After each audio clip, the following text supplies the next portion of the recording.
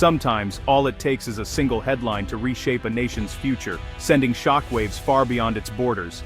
Philippines ranked least safe for tourists in Southeast Asia. The news echoed across the globe, spreading rapidly through newsrooms, social feeds, and travel forums.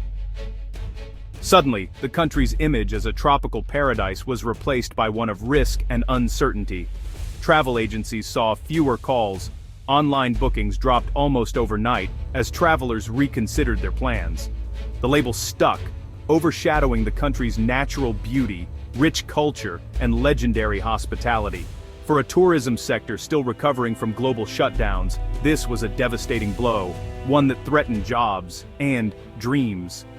Social media amplified the fear, turning perception into reality for would-be travelers, as rumors and worries spread faster than facts.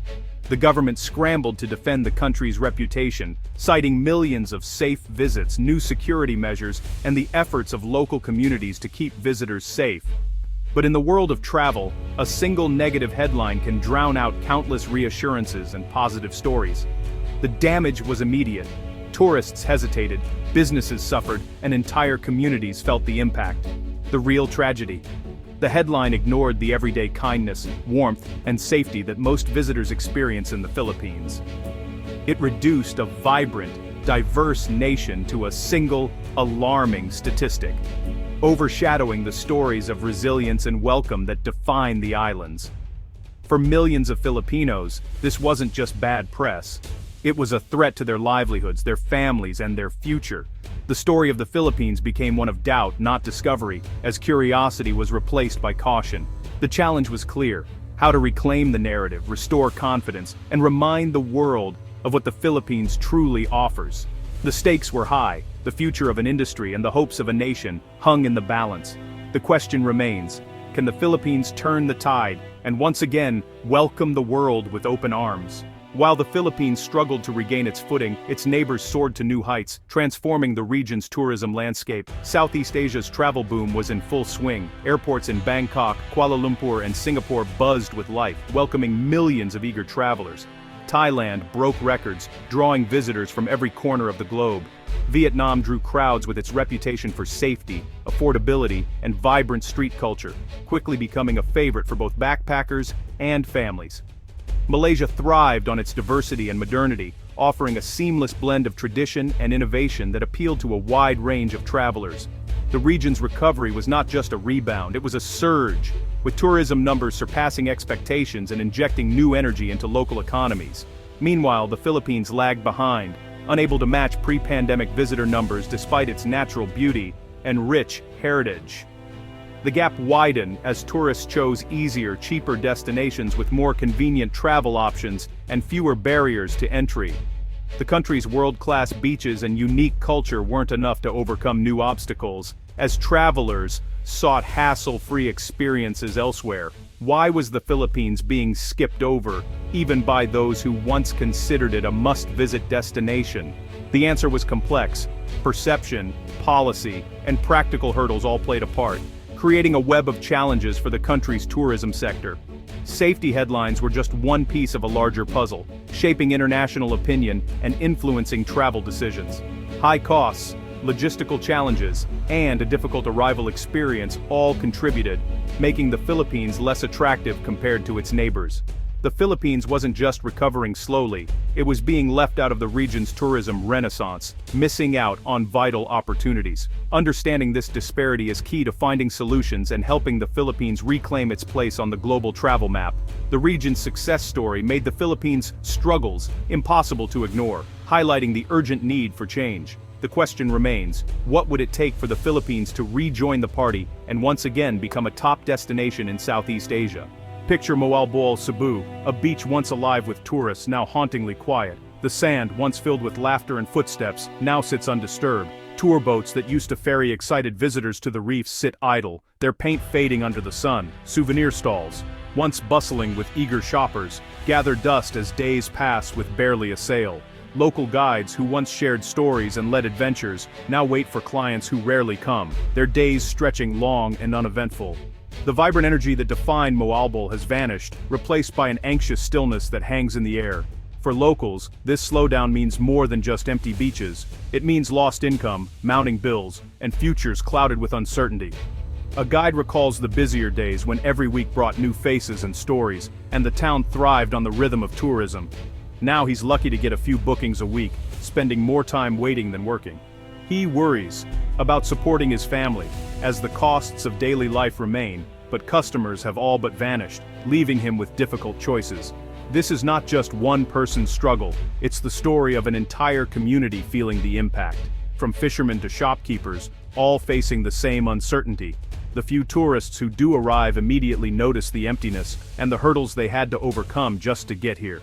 They mention expensive flights, confusing layovers, and long, bumpy transfers that test their patience. Safety warnings from home almost kept them away, as news headlines and advisories made them second-guess their plans. But the beauty of Mo'al Bo'al, the crystal-clear water, the vibrant reefs, and the golden sunsets, drew them in, making the journey worthwhile.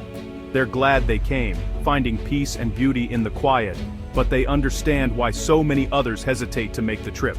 It's a paradox, an unforgettable destination, just out of reach for many who dream of visiting. The quiet beaches and shuttered businesses tell a story of lost opportunity, of dreams put on hold. The challenge isn't the experience itself, but the long, costly, and sometimes exhausting journey to get there.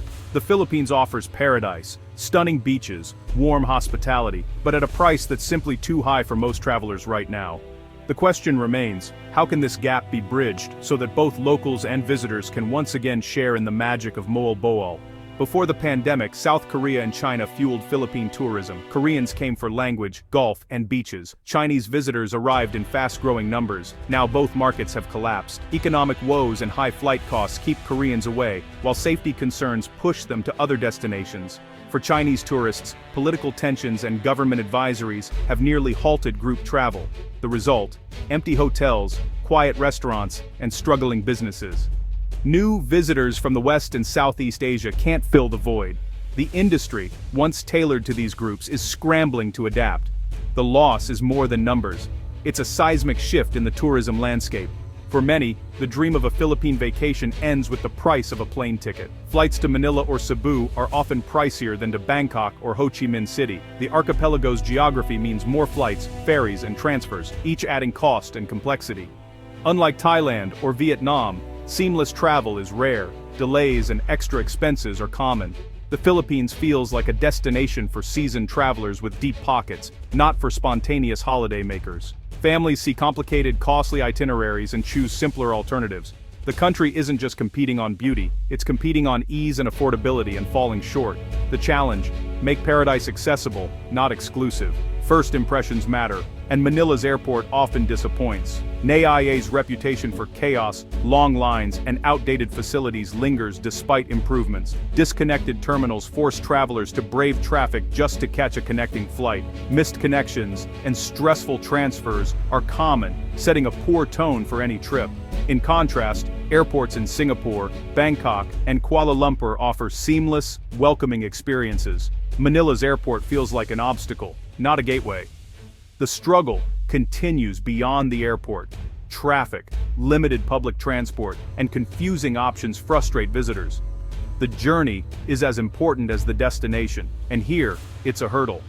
For many, the difficulty starts at arrival and colors the entire trip. The Philippines must fix its first impression to compete. The tourism decline is felt in every corner of Filipino society. Hotel workers face layoffs and reduced hours. Tour guides and drivers wait for customers who never come. Souvenir vendors, artisans, and farmers all feel the ripple effect. Tourism jobs once offered a path out of poverty. Now uncertainty reigns. Communities built around the rhythms of tourist seasons are unraveling. For visitors, the lack of crowds is bittersweet, service is diminished, and the vibrant atmosphere is gone. Resorts, close restaurants, dive shops cancel trips, and the sense of connection fades. The downturn isn't just economic, it's social, changing the fabric of local life. The joy of travel is about connection, and that's harder to find in places waiting for recovery. The stakes are high: livelihoods, communities, and the spirit of the islands. The question: how to revive not just business, but hope? The answer lies in rebuilding. Together, change is underway. The government is investing in infrastructure, upgrading NAIA, building new airports, and expanding key provincial gateways. The goal: smoother arrivals, better connectivity, and a modern travel network. New highways and bridges aim to cut travel times and make journeys safer. There's a growing focus on sustainability, protecting natural beauty while promoting ecotourism. Boracay's rehabilitation is a model for balancing growth and preservation.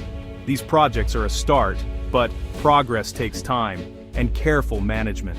The foundation is being laid for a better welcome, but the work is far from done. The path forward is clear but challenging. The Philippines must counter negative perceptions with real stories and visible safety measures. Lowering travel costs and simplifying journeys are essential. Integrated ticketing, direct flights, and easy tourism circuits can make paradise accessible. The country's greatest asset is its people, hospitality and warmth that create lasting connections. Empowering local communities and supporting small businesses will build a resilient industry. Success requires political will, investment, and unity. The islands remain as beautiful as ever. The dream is not lost. The challenge is to turn hope into reality, and headlines into stories of rediscovery.